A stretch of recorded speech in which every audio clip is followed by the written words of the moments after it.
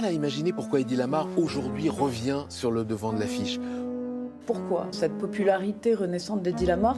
Aujourd'hui, pourquoi on s'intéresse à Eddie Lamar? Je dirais que c'est un mélange entre Marilyn Monroe et Marie Curie. Elle a en même temps la splendeur qu'a une grande actrice d'Hollywood et en même temps la curiosité scientifique. C'était elle qui était à la base du Wi-Fi, de la téléphonie mobile et du GPS. Le cas d'Eddie Lamar est quand même assez extraordinaire. C'est propice à l'intérêt quand même. I've never been loved like that.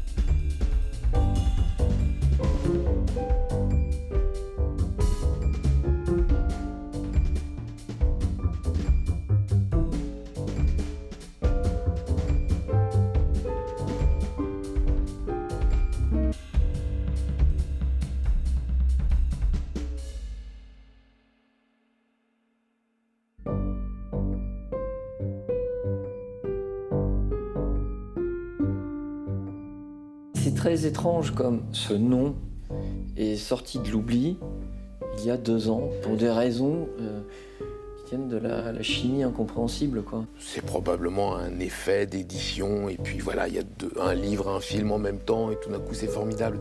Je trouve ça bien parce que c'est un retour juste des choses. À l'époque, moi, quand j'en parlais, etc., les gens ne connaissaient pas qui était Eddie Lamar. Ils me disaient, mais qui est Eddie Lamar, etc. Et je disais, mais c'est une actrice très connue. Quand on fait un personnage, on a besoin de le voir et peut-être de le nommer. Et j'ai cette habitude dans tous mes romans, quand je crée un personnage, de l'associer à un acteur célèbre. Et là, j'ai pensé à Eddie Lamar tout simplement parce qu'Eddie Lamar est un cas assez rare de femme qui est considérée comme une sorte de grande beauté, la plus belle femme de son époque, et en même temps, elle est aussi une scientifique. Enfin, moi, je garde une grande admiration pour l'image produite à cette époque, à l'époque d'Eddie Lamar. Il y a un moment, il y a quelque chose de plus grand que la vie dans les visages. Et je pense que c'est pas un hasard si Eddie Lamar n'a pas inspiré que moi. Elle cristallise beaucoup de fantasmes.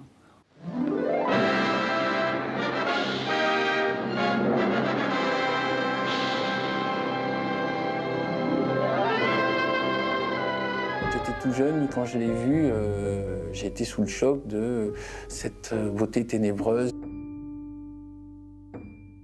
S'il n'y avait pas eu Eddie Lamar, mon enfance n'aurait pas été pareille. Et après, mon dernier roman n'aurait pas été pareil non plus.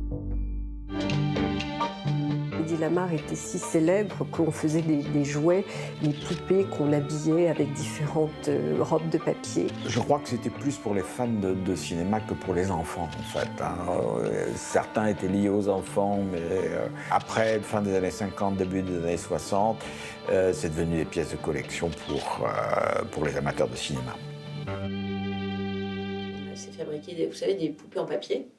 Et si vous appuyez sur un lait carré, vous avez des dix qui défilent, tout habillé différemment, et vous pouvez composer votre Eddie Lamar.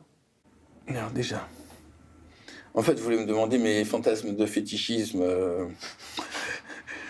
féminin.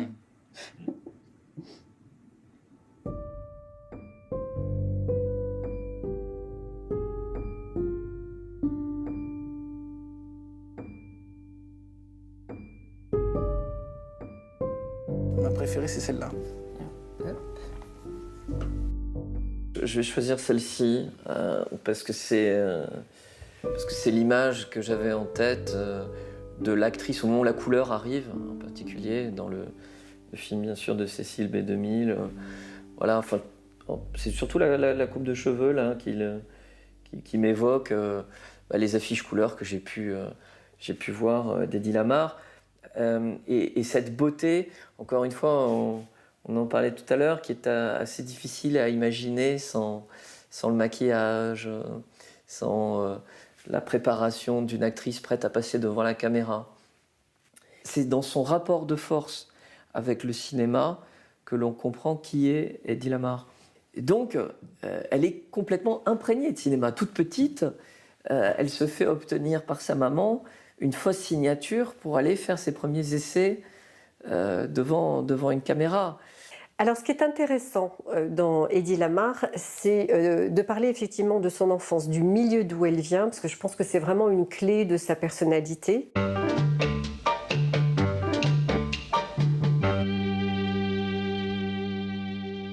Eddie Lamar est née en 1914 à Vienne. C'est vraiment une Viennoise. Elle est caractéristique de cette bourgeoisie aisée, juive, extrêmement cultivée. C'est une enfant unique, hein, Eddie Lamar. We can very well imagine that since Hedy was from a very wealthy family, that she had probably piano lessons, drawing lessons. Ce qui est intéressant aussi de voir, c'est qu'elle a été à l'école où les filles de Freud ont été et où ensuite Anna Freud a enseigné. Anna Freud a été une enseignante pour Eddie Lamar. Donc on est vraiment dans un contexte culturel viennois typique de cette époque. Sa mère est pianiste, elle ne joue pas en concert, mais c'est une excellente pianiste. Son père est banquier. Il a un peu fait des mauvaises affaires, donc la famille s'est retrouvée dans une situation moins glorieuse. Never mind.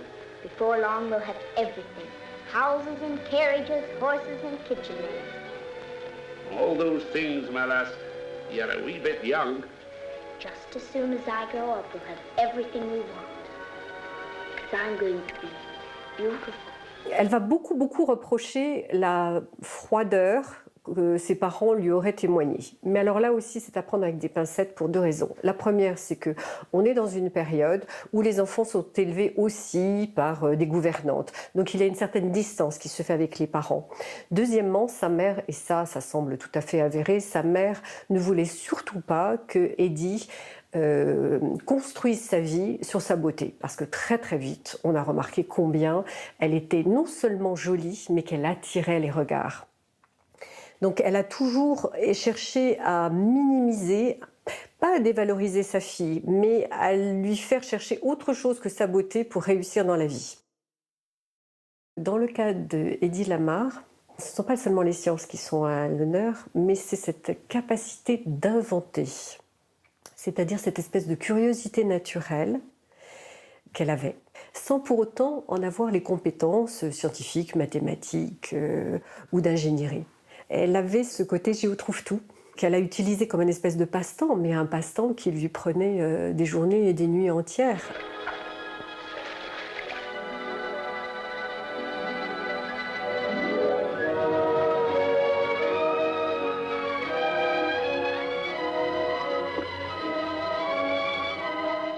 Elle raconte dans ses mémoires, les mémoires d'Eddie Lamar, qui ont été écrites par d'autres et qui sont à prendre avec des grosses pincettes. Elle raconte dans ses mémoires que sa mère l'a emmenée au théâtre et qu'elle a eu vraiment le coup de foudre et elle voulait être sur scène. Quand elle quitte le cocon familial, c'est pour entreprendre une carrière de comédienne. Elle s'arrange pour entrer en apprentissage auprès de Max Reinhardt. Max Reinhardt, c'est la révolution théâtrale. À partir de 1920, il va bouleverser le champ théâtral viennois et européen. Il y a énormément de metteurs en scène européens qui se revendiquent de Max Reinhardt. Être une actrice de Max Reinhardt, c'était vraiment le ticket d'entrée un peu partout. Il suffisait de dire qu'on était une de ses actrices et on avait automatiquement des propositions. And then she made a couple of films, very small roles, really just as a pretty face, a girl in a cafe, a girl in the street. And it wasn't really until she moved to Berlin that she began to really make her career as an actress.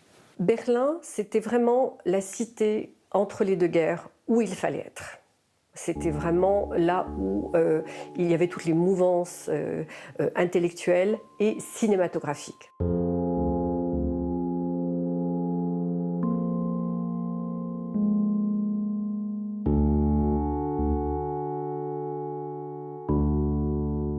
C'est étrange comme parfois, pour certaines actrices, il y a le film qui change tout. On va la contacter pour ce film qui va décider de sa vie, qui va la marquer au fer rouge. Il s'agit d'un petit film réalisé en République tchèque par un réalisateur qui s'appelait Gustav Makati et qui s'appelle Extase. Extase, c'est la première fois qu'on lui donne le rôle principal dans un film. C'est une histoire d'amourette avec une rivalité, des conflits de génération, des choses comme ça. Mais dans Extase, il y a 2 séquences qui marquent. La première, c'est une séquence où elle est dans les bois, elle marche et elle est nue. Donc première soi-disant actrice totalement nue, enfin c'est la légende qui veut ça. Et puis il y a une séquence où elle mimerait une sorte d'orgasme. Enfin bref, Hedy Lamarr devient à l'âge de 19 ans une créature très sexuelle. Et c'est vrai que dans le cinéma des années 30, très prude, Weimar, même en France, le début du cinéma sonore fait que la seule chose qui intéresse, c'est qu'on entende les gens chanter, danser, se raconter des histoires. Là, il y a une dimension nouvelle qui s'ouvre et c'est Hedy Lamarr qui va l'incarner. À une époque où la pudeur régnait dans tous les arts, elle a osé faire ce que les autres n'avaient pas osé faire. Elle le fait très jeune et elle l'assume. Moi, je pense qu'elle est symptomatique d'une époque qui a voulu se libérer. Et aujourd'hui, je pense qu'on a aussi envie de ça. Et je pense que c'est une femme, moi je dirais un peu une icône rock. Rock. Elle est complètement rock, parce que rock, c'est être libre. Hein, et dans sa vie, c'est une femme rock. Hein, ça, c'est sûr et certain.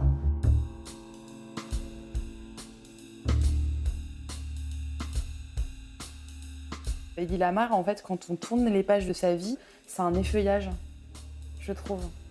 Donc en fait, moi je la mettrais comme ça, nue. Parce que déjà une femme nue c'est très beau. Et que... parce que je pense que c'est la véritable essence de ce qu'elle est. Et est-ce qu'on a besoin d'uniformes ou en tout cas de vêtements pour exprimer, dire qui on est. Je ne mettrais pas forcément de vêtements liés à sa vie d'actrice parce que je crois qu'elle était au plus profond d'elle-même. D'ailleurs, son premier film, je ne sais pas comment elle a vécu cette mise à nu de son corps sur grand écran. Elle dit s'être posé beaucoup de questions en pensant aux réactions éventuelles dans sa famille. Elle raconte que lors de la première séance, avec ses parents, son père à gauche, sa mère à droite, elle était totalement morte de trouille et elle se recroquevillait dans son siège. Elle va dire, vous savez, moi j'ai été prise tout à fait par surprise. Je me promenais comme ça, le caméraman m'a trouvée très belle, il m'a filmé, hop, ça apparaît dans le film. Évidemment, tout cela n'est pas sérieux. Et toute la vie d'Hedy Lamarr va être comme ça. Un mélange d'ambition, un mélange de beauté. Elle va rencontrer Friedrich Mandl, un marchand d'armes qui fricote avec les nazis, avec les Italiens, avec les Autrichiens. Enfin bref, quelqu'un de très très peu recommandable et très très très fasciste. Disons-le, c'est une belle proie dans le tableau de chasse d'un marchand d'armes. Voilà, il lui fallait une femme trophée et Hedy Lamarr correspondait tout à fait à ces critères. Donc il va lui faire une cour, on lui envoie des fleurs tous les soirs alors qu'elle joue Sissi au théâtre de Vienne. Mandl, qui n'a pas envie de vivre avec quelqu'un connu pour avoir été nu sur un écran, lui va récupérer toutes les copies d'Extase, il va les détruire. Enfin, c'est la légende qui veut ça.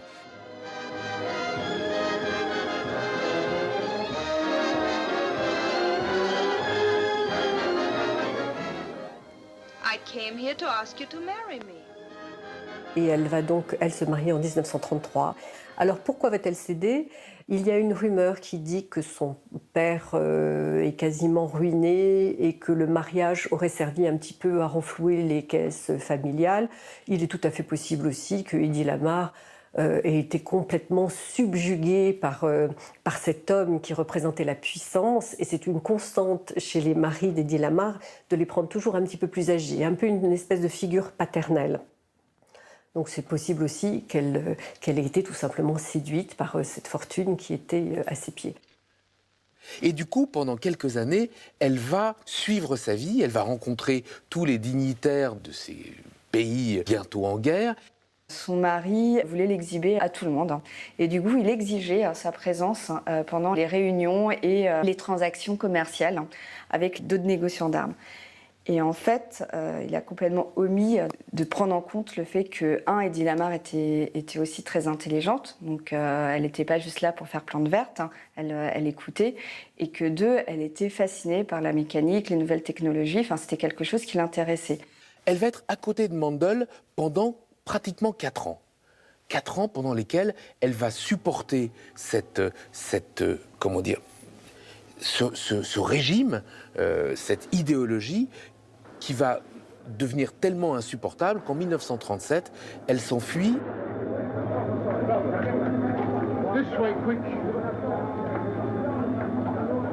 Là aussi, c'est elle qui le raconte. Il n'y a personne d'autre pour corroborer ses dires. Est-ce que véritablement, elle s'est habillée comme sa servante, qu'elle a utilisé la vieille voiture d'une de ses domestiques pour fuir? Elle a laissé dire des choses ou initié des rumeurs. Bon.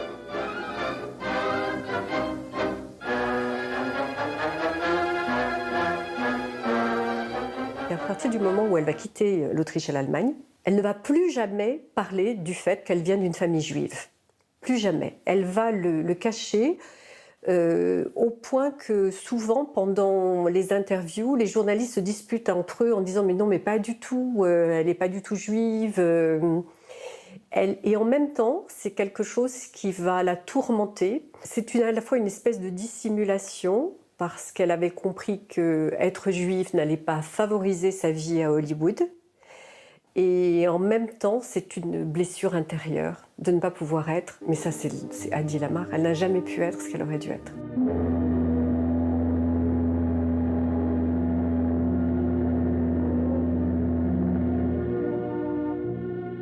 C'est toujours pareil chez les grandes vedettes, ou plutôt chez les stars. On ne s'enfuit jamais à Hollywood n'importe comment. On ne prend pas un billet dans un avion ou sur un bateau et on y va. Elle est Hedy Lamarr, même si elle n'a pas tourné un seul film depuis 1933. Nous sommes maintenant en 1937. Elle va prendre le bateau sur lequel il faut être. À l'époque, c'est le Normandie.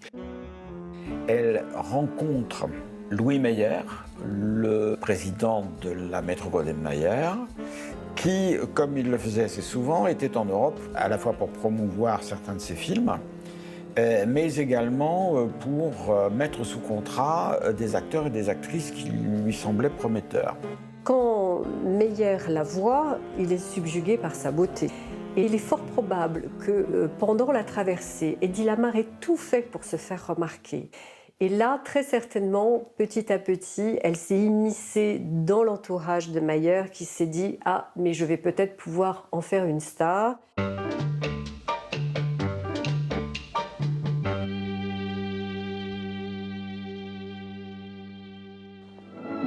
El amo te querida.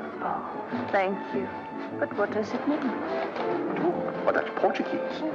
That means you're lovely, you're beautiful, you're exquisite. Il va se poser des questions pendant longtemps, Louis Mayer. Cette femme est très belle, très sensuelle. Comment l'utiliser? Et donc, ça se passe en 1937.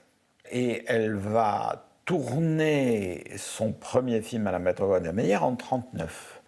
Donc pendant 2 ans, ils vont se poser des questions pour savoir comment l'utiliser. When Hollywood hired a European star, they always transformed them.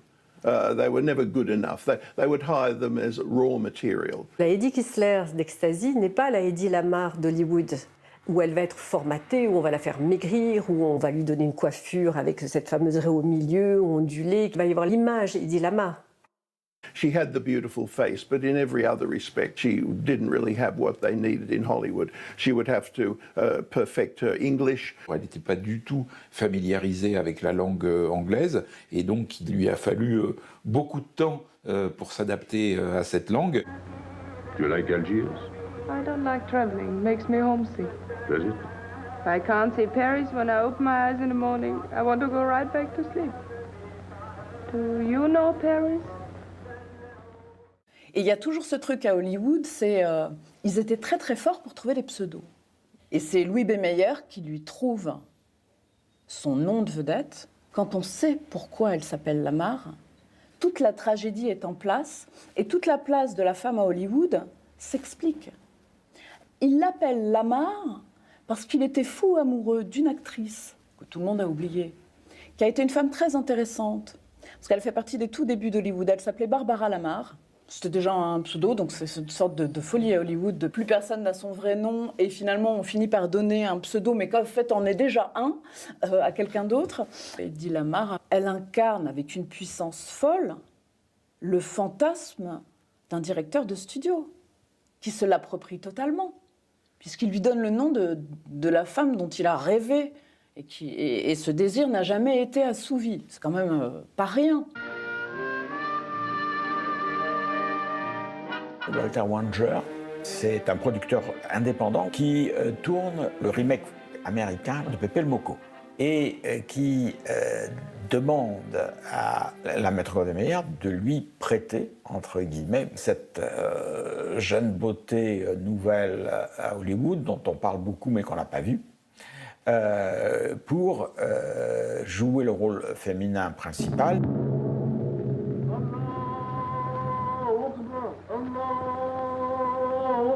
Et le film est un énorme succès. Et Eddie Lamar est déjà complètement elle-même.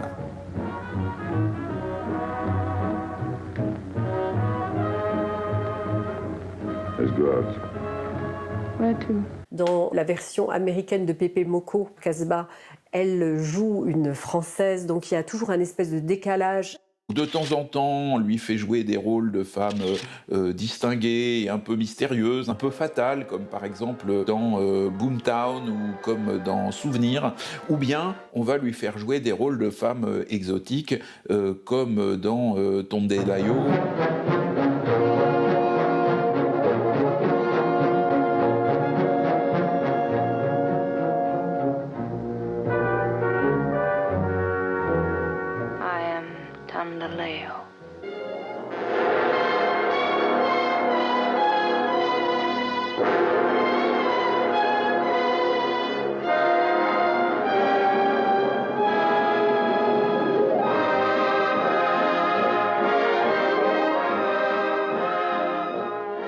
Si vous regardez sa filmographie, les films qui l'ont rendue le plus célèbre, c'est des films où elle a un côté exotique. Elle était considérée comme une actrice exotique. En fait, la blondeur a toujours été très à la mode dans ce métier, oui, mais quand Eddie Lamar a commencé, et qu'elle est arrivée comme une sorte de créature un peu exotique quand même. Je crois que c'est John Bennett, était blonde, et s'est fait teindre en brune, et on dit que c'est parce qu'en fait, Lamar, finalement, créait l'idéal de la brunette. Eddie Lamar était tellement célèbre que si Blanche-Neige est brune, c'est à cause d'Eddie Lamar. Si vous revoyez Blanche-Neige, elle a l'arrêt au milieu et elle a les cheveux ondulés, tout ça c'est calqué sur Eddie Lamar. Et c'est pour ça qu'elle est brune, parce qu'à l'origine, les studios Walt Disney l'avaient fait blonde. Peut-être que c'est les dictats d'une société qui l'ont mis en fait dans ce propre piège-là. On lui a mis cette place de femme magnifique, belle et actrice, et que voilà, il y a des moments, elle y rentrait, puis il y a des moments en fait, elle y rentrait pas, elle venait d'en sortir, elle inventait, puis il y avait cette espèce d'allée, de va-et-vient en fait. Le jour elle joue, la nuit elle invente, et il y avait un peu, oui, c'est on va dire ce noir et blanc, un peu voilà difficile peut-être à gérer en même temps. Bon, ce ne sera pas une grande surprise, hein, mais pour moi, c'est la danseuse des Folies Ziegfeld.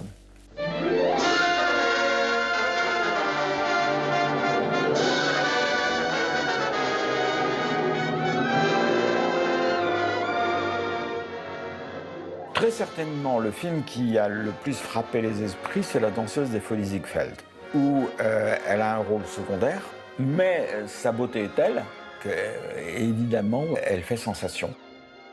Je pense que c'est le film qui la résume le mieux, tout en simplifiant le personnage, ça c'est évident, hein. Le film est complètement adapté à ce qu'elle va être, c'est-à-dire un objet magnifique, qui n'ouvrait pas la bouche, qui ne disait rien.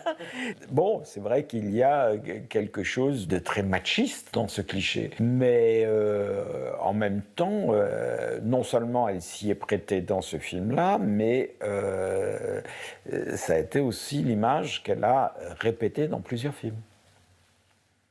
Je vais faire très classique, je l'aime bien en lingerie. Voilà. Je suis de la génération qui trouve que les femmes en lingerie, c'est sexy. En fait, ce qui est terrible pour les femmes, jusqu'à ma génération, c'est que, en fait, ce qu'on préfère des femmes, en fait, c'est entièrement des hommes qui l'ont inventé. Parce que, en fait, les actrices nous faisaient rêver, mais c'était des fantasmes pour hommes. Donc, on a des fantasmes d'hommes, en vrai. On aime les porte-jartelles, les conneries, qu'on ne met jamais, parce que c'est pas pratique. Mais voilà. Donc, Hedy Lamarr, là, prend toute son ampleur. Et en ça, finalement, Louis B. Mayer avait l'œil.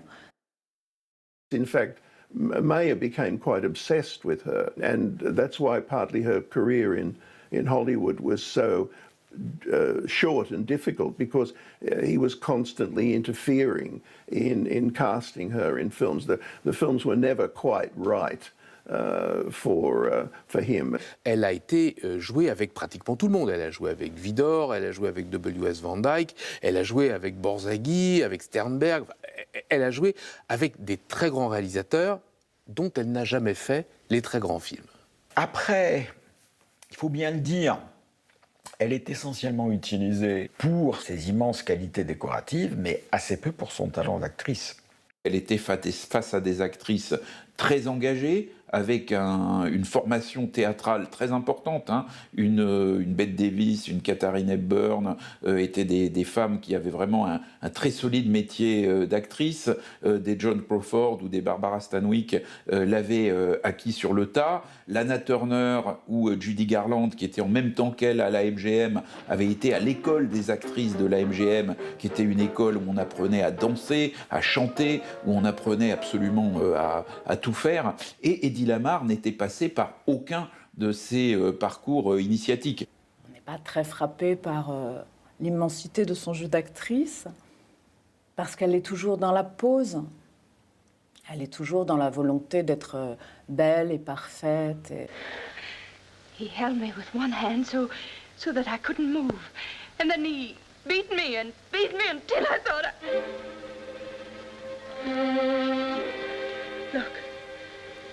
Look at my back.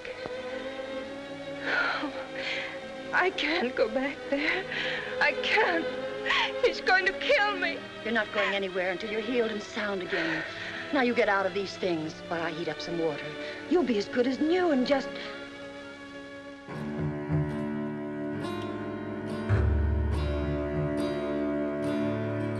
À cause de la guerre, l'immigration des milieux du cinéma a commencé dès 1933. Être, je vais le dire vite, un Bosch à Hollywood, c'est pas fastoche. C'est-à-dire que tous ces Allemands et tous ces Autrichiens à Hollywood sont quand même souvent malheureux comme des pierres. Il y en a beaucoup qui se suicident. Il y en a beaucoup qui ont des problèmes énormes, genre ne plus parler un mot d'allemand, parce que certains mettront une sorte de fierté à ne plus jamais prononcer un mot d'allemand pour montrer leur opposition au nazisme. À dire que l'Allemagne, c'est fini. Enfin, donc tout ça est très lourd à porter. The lives of the Hollywood exiles were very different to those of American stars. They tended to cluster together in national groups. They tended to socialize together, the French and the Germans, the Hungarians. Hedy was outside those cliques, and therefore was actually a little isolated. She couldn't quite be an American-type star because she was foreign. On the other hand, she couldn't become part of one of these nationalist groups. And so she was always, in a way, drifting, I think, which is why she married only Americans. Elle va avoir 6 maris qu'elle gardera à chaque fois très peu de temps. Ils sont tous un petit peu bâtis sur le même modèle, donc un petit peu plus âgés et déjà avec une certaine notoriété qui est complètement dépassée à partir du moment où ils épousent Hedy Lamarr. On les appelait messieurs Lamarr.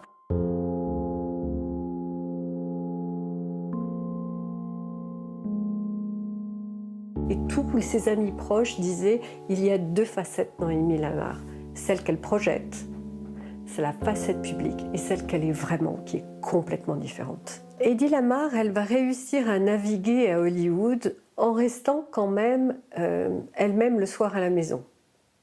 Hedy Lamarr n'a jamais été une mondaine. Ça surprenait même ses contemporains. Elle aimait, après le tournage, rentrer chez elle, faire la cuisine elle-même, recevoir des amis, jouer aux échecs, écouter de la musique et puis surtout se lancer dans ses inventions. Elle avait organisé une partie de sa maison en laboratoire. Elle est sans arrêt en train d'inventer des trucs, mais les trucs les plus incroyables qu'on peut imaginer, comme une boîte de Kleenex différente et plus pratique. Un collier pour chien fluorescent. Des feux rouges. Un système de petites pastilles pour fabriquer des sodas effervescents. Jusqu'à la fin de sa vie, elle va inventer des choses.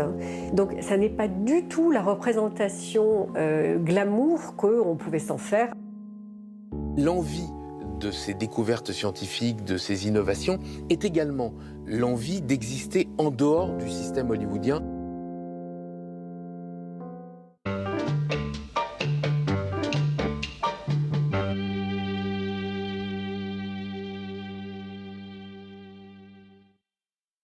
Quand elle arrive à Hollywood, on lui reproche d'avoir une petite poitrine. Elle a l'impression que ça nuit à sa carrière et ça nuit à son image glamour. Elle est donc à l'affût de tout ce qui pourrait faire grossir sa poitrine. Donc en fait, on lui présente George Antel par le biais d'amis, non pas pour une raison culturelle, mais pour une raison physique. George Antheil was a young American composer. He was very avant-garde. He called himself the bad boy of music. Dans les années 20, George Antheil avait été le musicien du ballet mécanique de Dudley Murphy et de Fernand Léger. Et pour le ballet mécanique, George Antheil avait composé une musique dadaïste qu'on ne pouvait pas interpréter. C'était une musique pour 12 pianos, 3 aero engines, je ne sais plus combien d'éviers, 5 vacuum cleaners, 3 éléphants, and various other noisemakers. Enfin, en gros, il avait fait une sorte de happening musical qui ne pouvait pas avoir lieu. Et dans son idée, parce que c'était quand même un mathématicien de la musique, il s'était dit, on va piloter chacun des instruments par des moyens un peu technico-artistiques. Ça, c'est presque l'ADN de l'invention d'Eddie Lamar. George Antel s'intéresse énormément aux glandes, aux hormones, à l'endocrinologie. Et il propose à Eddie Lamar une crème qui pourrait faire grossir ses seins. Voilà comment ils se rencontrent. Alors je ne sais pas si la crème du tout a été effective ou non, mais ça a donné quand même une invention géniale. Et en fait, ils sont très amis. Lui est plus, entre guillemets, technicien qu'elle. Et ils sont tous les deux émus, et surtout Eddie Lamar, par le fait que les bateaux de réfugiés, qui sont pleins d'enfants, sont torpillés. Et voilà comment va commencer cette relation.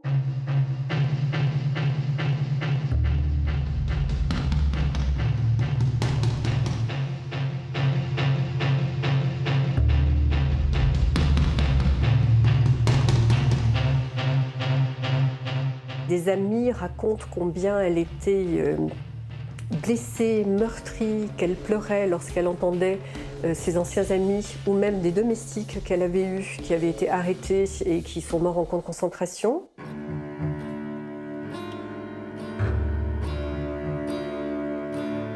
Donc leur haine vis-à-vis de ce personnage d'Hitler a fait qu'ils se sont demandé comment rendre service aux États-Unis.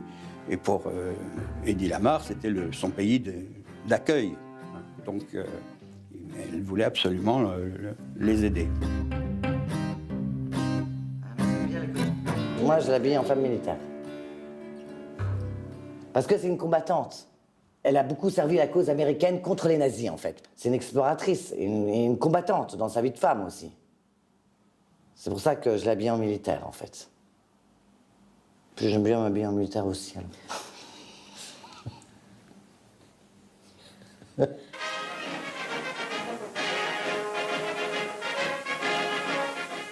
Hollywood's most famous movie stars leave the film capital to help the government sell war bonds. Irene Dunn, Ronald Colman, Hedy Lamarr, Greer Garson, all part of a contingent of some 50 screen celebrities giving their time and talents to aid the national war effort. Elle a énormément œuvré pendant la Seconde Guerre mondiale pour toutes les charités, les organismes caritatifs que vous pouviez avoir pour aider les troupes. Elle a vraiment ce qu'on appelle payé de sa personne. Alors bien sûr, il y avait la fameuse cantine hollywoodienne, où d'ailleurs c'est comme ça qu'elle a connu Anne Sémarie, parce qu'elle faisait la plonge avec lui dans cette cantine. Mais elle a fait beaucoup d'autres choses. Elle a elle-même été initiatrice et organisatrice de certaines organisations caritatives pour aider les soldats du front. Et elle a reçu plusieurs médailles en ce sens. Quand Antheil et Lamarre se mettent dans l'idée de faire une invention, ils vont mettre au point un système de transmission de données. Et donc ils inventent une sorte de système qui permet de brouiller pour l'ennemi le traçage du lancer de torpille. En gros, on arrivait très vite à changer le parcours d'une torpille. Ils jettent leur dévolu sur une technique auquel, sans doute, personne n'avait pensé avant, c'est-à-dire d'utiliser, pour changer de fréquence, eh bien, le système de papier perforé, qui est toujours d'ailleurs utilisé dans les pianos mécaniques. Alors, bien sûr, quand les marins ont vu débarquer la belle Edie, ils ont un peu rigolé, quoi. Et en fait, son projet n'a pas été retenu. Probablement parce que, justement, Hedy Lamarr était une belle actrice hollywoodienne et Georges Antheil un pianiste, et que tous deux n'avaient pas le profil de chercheur ou d'inventeur ou de scientifique, et du coup, on ne les a pas pris au sérieux. Et il dépose un brevet. Et ça ne sert pas, parce que je crois que l'armée américaine a d'autres chats à fouetter en 1942, et bon, il n'y a pas urgence, ou ils ne voient pas l'intérêt du truc, ou c'est pas très abouti, etc. Hedy Lamarr avait pensé aux torpilles, ce qui est déjà curieux parce que, en fait, on ne guidait pas tellement les torpilles avec des ondes électromagnétiques, sachant que les ondes électromagnétiques, surtout dans cette bande de fréquences, ne traversent pas le milieu marin. Il faut dire que parallèlement, il y avait de grands scientifiques qui travaillaient sur la sécurisation de telles liaisons, et avec des moyens autrement moins rustiques. Ce duo entre Hedy Lamarr et Georges Antheil avait une solution que je trouve élégante, qui arrive seulement trop tard, quoi. Compte tenu de son éducation, je trouve admirable qu'elle ait pensé à servir à quelque chose comme ça. Dans son autobiographie, Hedy Lamarr n'évoque pas le dépôt de ce brevet, de cette invention. Et je crois tout simplement parce que c'est anecdotique à l'échelle de la première partie de sa vie.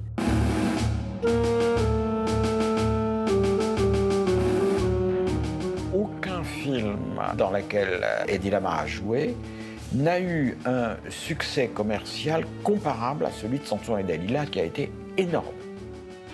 C'est vraiment l'hyperstar face à l'hyper-mal devant la caméra de l'hyper-réalisateur Cécile B2000, avec l'hyper-technicolor, on est dans les années 40. C'est là où elle a son point culminant. C'est là où elle est la plus parfaite. On a l'impression qu'elle est véritablement au sommet de sa carrière et qu'elle va en profiter au moins pendant quelques années.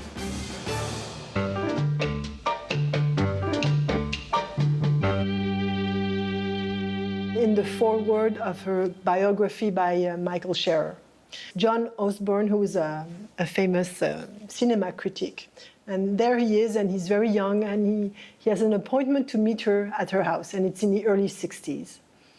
And he gets there, he knocks at the door, she opens, and he sees what he calls the most horrible painting in the world, which is a twirl of black and white and blue mesh like this. And she's there very proud of it in front and says, "Oh, I painted it." And it's called Umbilical Cord. And so she was, I guess, very happy to do these paintings and to show them around. She was living in Houston, Texas. My father's family comes from there. And actually, my grandmother, Doris Childress, who was a painter too, was living just a few blocks away from her house in River Oaks. And then I met her son, Anthony, and I had the chance to see the painting and drawings he had. So they were mainly of a very abstract style, like a twirl and then colors, you see. And so I measured them and I tried to see what was relevant. Like here you have all the Tipex. All the drawings are signed with a huge signature, like an autograph. And here we have some of her paintings, which are actually interesting because this is made with glue that she sprayed. She usually works flat. And the canvas was flat on the floor, and she dabbed the glue and then spray paint. And it's called a Don Quixote because maybe you see a little bit of a man on a horse here. And this one was sort of mysterious to me when I saw the picture. And I thought it was a very interesting abstract with colors and then a white circle and a beige circle. But then I realized it was just a palette. This is actually the back of the frame. And she framed her own palette to sell.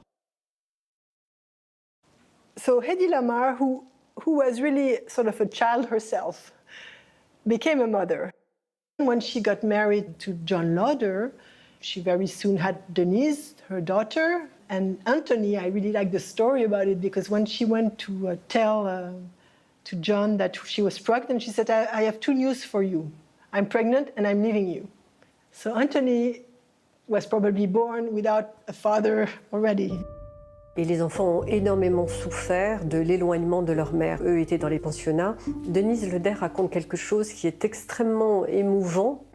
Elle raconte que dans les pensionnats, tout son petit argent de poche, elle l'utilisait pour acheter des silhouettes en papier qui représentaient sa mère, qu'elle la regardait le soir en rêvant que sa mère puisse lui lire des histoires. Elle raconte qu'elle pleurait tellement sur cette mère qui n'était jamais là, qu'elle transformait ses poupées de papier en une espèce de boule de papier mâché de larmes. Since she left her husband every time, she was most of the time alone to take care of her kids, take decisions. But with her acting career and waking up so early in the morning, she couldn't really cope with a real mother's life. Hollywood est quand même une machine à broyer, les hommes comme les femmes d'ailleurs. Mais à la fois, elle a sa part, de culpabilité. Elle est encore sous contrat à la Metro-Goldwyn-Mayer, elle doit encore un film. Ils la mettent dans un film à très petit budget, qui est La Dame sans passeport, qui n'est pas un mauvais film par ailleurs. Et c'est le début de la fin. Next time we'll get through. Would you arrest me, Joseph? I've got to, Marianne. I'll stay. Pourquoi passe-t-elle d'une super production comme Samson et Dalila à un film à petit budget comme La Dame sans passeport, ou ensuite jouer les utilités dans des comédies auprès de Bob Hope, où là aussi, visiblement, c'est du déclin. À mon avis, c'est passé quelque chose qu'on ne sait pas. Je crois qu'il y a un chaînon qui manque là-dedans pour comprendre complètement le phénomène Hedy Lamarr. It's Jenny. Hollywood, en gros, quand même, aime la chair fraîche. Elle est née en 14, ça lui fait quoi? Bon, elle a passé la date limite de péremption, quoi. Non, mais il faut le dire. C'est cruel, mais c'est comme ça. Elle se dit, puisque finalement personne ne veut plus me donner de grands rôles, je vais devenir productrice, je vais faire moi-même les films dont je rêve. Elle a eu cette agence de production qui s'appelait Mars Productions, qui a été une catastrophe parce qu'elle ne savait pas lire les scripts et qu'elle a laissé passer des tonnes de choses extraordinaires. Une actrice ne devient pas productrice, enfin plutôt aujourd'hui dans le cinéma moderne, d'accord, mais dans le star system et surtout dans le Hollywood, qui est quelque chose de très normé. On n'imagine pas à quel point les actrices de Hollywood ont chaque seconde de leur vie qui est planifiée, mais quelque part, passer de l'autre côté de la caméra et surtout de l'autre côté du chéquier, mais c'est absolument inconcevable. Et du coup, la carrière de productrice d'Hedy Lamarr ne va durer que 3-4 ans. Et si Hedy Lamarr a réussi quelque chose, c'est sa fin tragique. Parce que là, de ce côté-là, elle ne s'est pas ratée. I wanted the whole world. But it was really only you. Jenny. C'est le moment où elle vient pour la première fois d'être arrêtée pour avoir chapardé une carte postale, une culotte et je sais plus trop quoi dans un petit supermarché. Elle s'est retrouvée dans les journaux pour ça. Et elle a quand même continué à dire « je suis Eddie Lamar » et à entretenir ce truc. Si bien qu'à l'arrivée, elle est tombée devant cette situation terrible. Comment faire pour continuer à être jeune alors que je ne le suis plus ? Et c'est là qu'intervient un choix absolument tragique. Eddie Lamar est l'une des premières actrices à faire le choix de la chirurgie esthétique. On est à la fin des années 60 et franchement, à l'époque, la chirurgie esthétique, c'était pas terrible. D'ailleurs, même aujourd'hui, franchement, c'est pas terrible. Et elle s'est fait littéralement massacrer. Il n'y a plus de regard, la peau est tendue, elle est tirée, les lèvres sont gonflées. Enfin, on connaît les stigmates aujourd'hui. Eddie Lamar n'est plus qu'une créature de guignol. C'en est terminé de ses apparitions publiques. Et du coup, elle n'aura plus d'autre choix que de partir en Floride vers la solitude et vers l'oubli.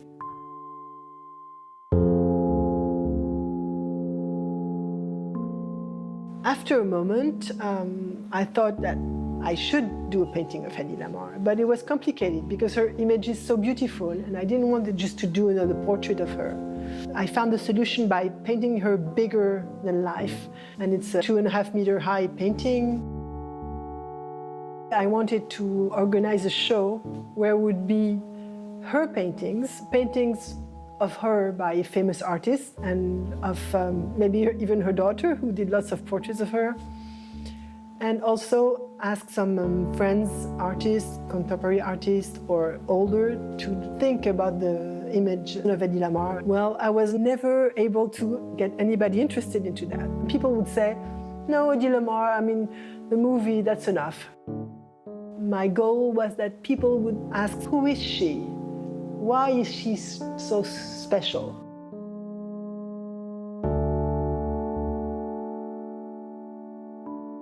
Comment avez-vous découvert le personnage d'Eddie Lamar ? Alors en fait, je faisais une chronique pour Arrêt sur Image, qui est une série de chroniques sur les femmes mal connues ou invisibilisées, et j'avais décidé d'en faire une sur les scientifiques. Et puis, dans le bouquin du collectif Georgette Sand, je tombe sur Eddie Lamar. Ni vu ni connu, c'est un ouvrage qui décrypte à travers 75 portraits de femmes, dont Eddie Lamar, les mécanismes qui ont invisibilisé ces femmes et les ont mis à l'ombre des hommes dans l'histoire, en fait. C'est moi qui ai fait la biographie d'Eddie Lamar. J'avais cherché un peu toutes les femmes scientifiques, en fait. Et du coup, j'ai tapé inventrice sur le moteur de recherche. Et puis, dans un article, apparaissait son nom comme star hollywoodienne qui aurait inventé le Wi-Fi. Et voilà, j'avais découvert Eddie Lamar. Ça s'inscrit dans un contexte de réhabilitation de toutes ces femmes invisibilisées. Donc avec les travaux du collectif Georgette Sand, avec les 100 pages qui font rentrer sur Wikipédia plein de noms de femmes oubliées, avec le contexte général, de toute façon de retour un peu de l'histoire des femmes, de la mémoire des femmes, avec le phénomène MeToo. Donc évidemment, ça participe de ça. Et donc là, c'était un cas assez particulier parce qu'elle, personne ne lui a piqué ses recherches. Aucun homme n'a mis son nom sur le brevet qu'elle avait déposé. Elle est connue, Eddie Lamar, d'une certaine façon. Quand on tape Eddie Lamar, on a plein d'images qui apparaissent et c'est les images de l'actrice. Mais la scientifique a disparu derrière la figure de la belle femme. Donc c'est une autre forme d'invisibilisation. C'est la beauté qui fait écran, en fait, qui pour une actrice est quand même assez drôle, mais... Ouais. C'est sûr. Mais bon, difficile de savoir dans quelle mesure elle tenait à cette invention, quoi.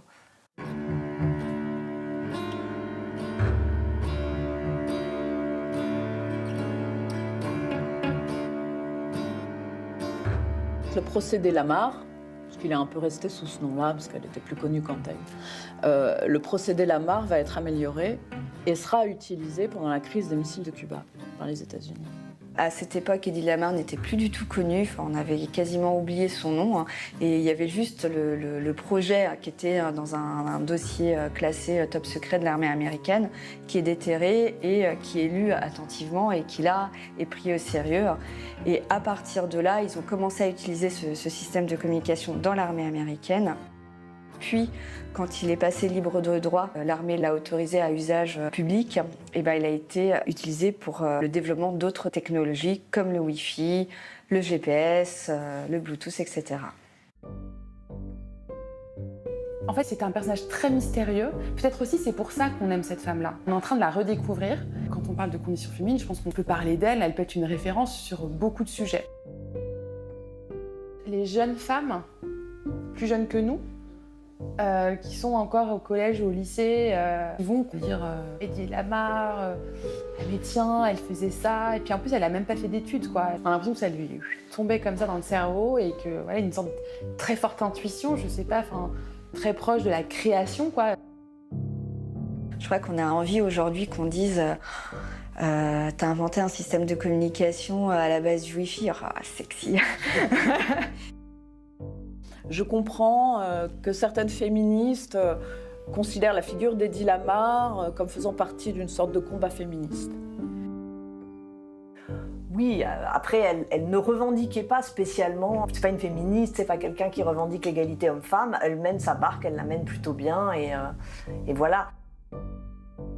Voilà, c'est ça, Hedy Lamarr. Elle restera comme emblématique d'un moment du monde où